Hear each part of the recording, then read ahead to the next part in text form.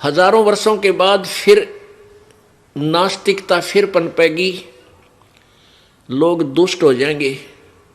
अब देख रहे हो कितनी गिरावट आ गई है समाज में, भगत मनुष्य समाज में जुल्म हुआ पड़ा गति। और अब ये इस ज्ञान से एक बार फिर सेट होएगा, भगवान से डरने वाली अच्छी आत्मा ऊपर आवेंगी, उभरेंगी, और निकम्मी आत्मा भी अच्छी हो जाएंगी इस ज्ञान को सुन के।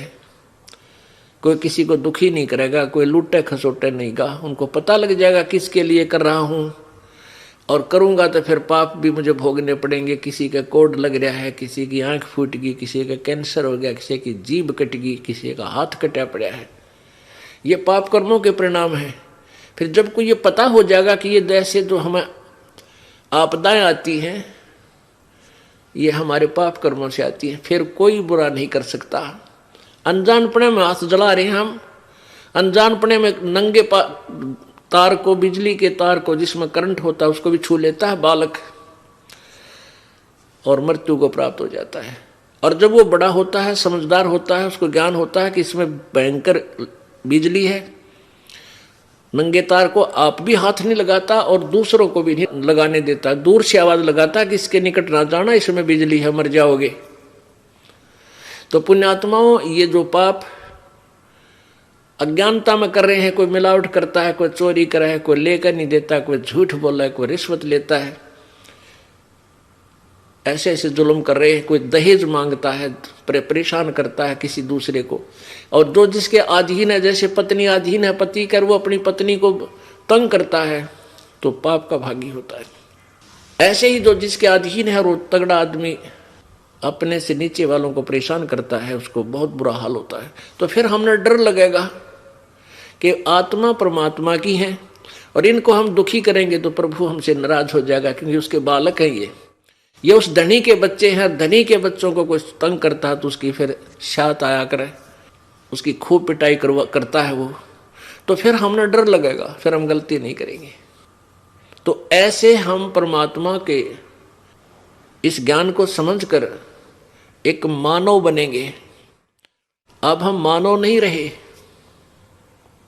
कहते कुब्द कांचड़ी चढ़गी चित पे तू होया मनुष्य से नागरे, सूझे नहीं सजन सुख सागर बिना प्रेम बैराग रे।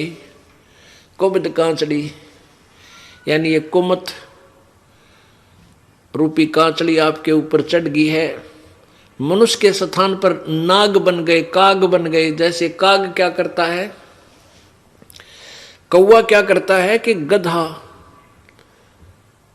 जिसकी कमर टूटी हुई होती है, सारा दिन कार्य करने से जख्म बन जाते हैं कमर पर, पीठ पर, और जब वो जाता है बाहर चरने के लिए चारा, तो कौवा काग उसकी कमर पर बैठकर उस जख्म में चोंच मार के मांस खाता है। पुण्यात्माओं, आपके कोई खरोंच आ जावे और खरोंच के ऊपर कपड़ा भी लग जाओ तो आंखों में से पानी आओ, इतनी पीड़ा होती है। और उस गधे की पीठ पर कौवा बैठकर मांस नोचता है, वो कितना दुख दे रहा है अपने स्वार्थ में उस आत्मा को। ऐसे ही जो दुष्ट आत्मा दूसरों को सताते हैं, कोई चोरी करता है, कोई ठगी करता है, कोई रिश्वत लेता है, या वैसे दबाव बनाता है, मानसिक परेशानी पैदा करता है, गालियां देता है, बुरा बोलता है, बहन बेटी को तकता है, बोल रहा लड़ने को तैयार होता है, ऐसी दुष्ट आत्माएं कहते तू होया मनुष्य नाग रे। अब नाग बन गया, काग की तरह जुल्म करने लग गया, इंसान नहीं रहा। तो इस तत्व ज्ञान से हम वास्तव में मनुष्य बनेंगे, और मनुष्य से फिर देवता बनेंगे, और देवता बनकर हम सतलोक जाएंगे। देव का अर्थ होता है अच्छी आत्मा, क्योंकि सतलोक के अंदर अच्छी आत्मा ही जा सकेंगी, जिनमें दया होगी, पापों से डरने वाले होंगे, प्रभु पर विश्वास करेंगे। जो जो शरण कबीर की ये तिरगे अंत अपार, दादू गुण के ताक हूँ कहत न आवे पार। अब कलयुग के लास्ट में कृत घनी लोग हो जाएंगे, कोई मर्यादा नहीं रहेगी, छोटी आयु हो जाएगी, छोटा कद होगा। कलयुग के अंत में इस मानव की 20 वर्ष की उम्र होगी। 20 वर्ष में ये पैदा भी हो लेगा, जवान भी, युवा भी हो लेगा, बच्चे भी पैदा कर लेगा और मर भी लेगा।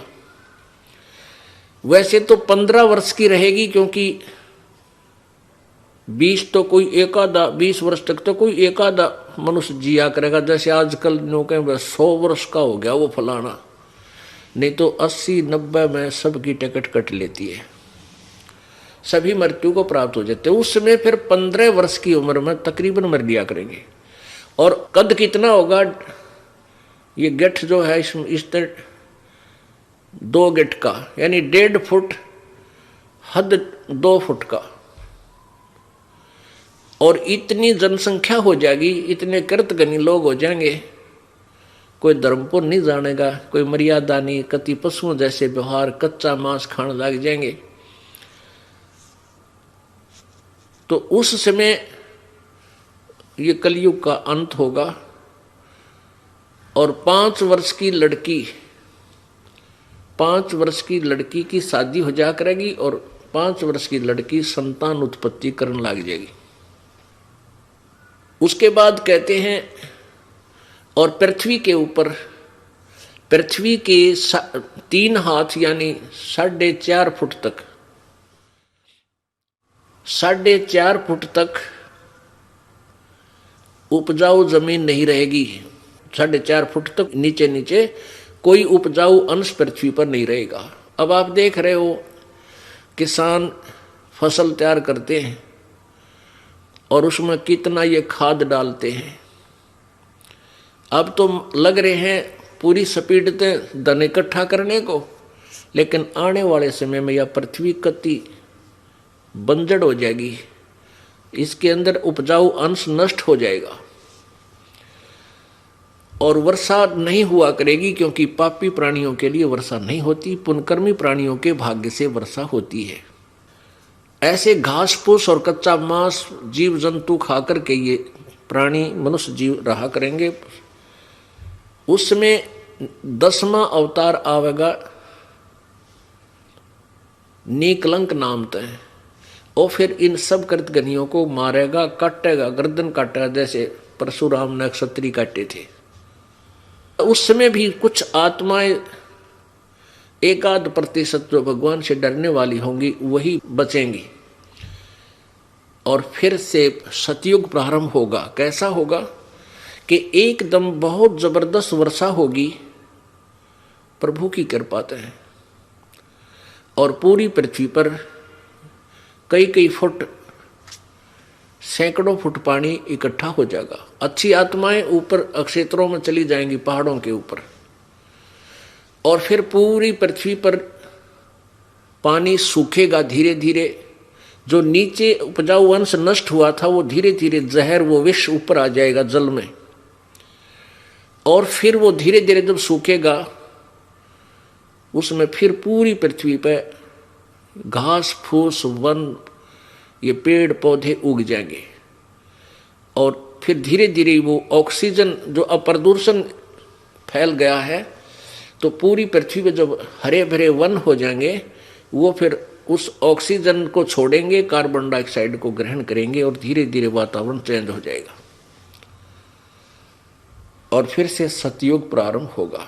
कहने का भाव ये है सारा कि अब ये जो अब समय है, अब से पहले कलयुग में अशिक्षित थे, शिक्षा नहीं थी, और परमात्मा 600 वर्ष पहले आए थे इसी उद्देश्य से कि इन कलयुग के लोगों को, प्राणियों को कुछ झटका दिखा दूं कि भगवान इसे काम करता है।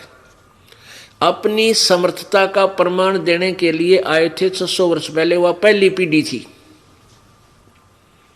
लेकिन उस समय अशिक्षित होने के कारण इन काल के दूतों का, इन नकली गुरुओं का दाव लगा रहा।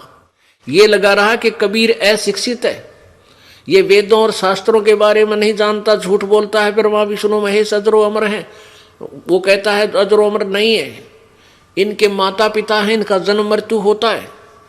ये कबीर झूठ बोलता है।